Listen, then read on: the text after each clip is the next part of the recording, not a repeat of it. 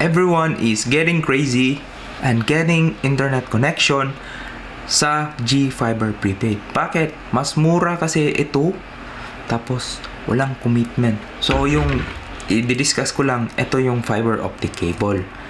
Ito, ginagamit to panglatag sa bahay. So from poste, connect yung one side, ito sa bahay nyo. So sa dulo nito, meron siyang modem or optical network unit. So yun yung modem router. So yun.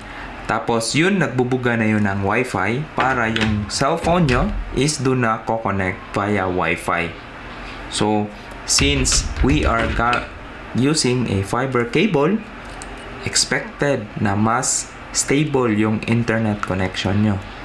So I've been using fiber cable 10 years ago. Then, masasabi ko lang, mas maganda yung internet connection nyo. Kaya, kung nagla-live selling kayo, hindi yung paputol-putol yung internet. Reklamo kayo, bakit putol-putol yung boses ng kabila, yung during video call, pag fiber kasi, tapos naka-wifi, mas stable siya.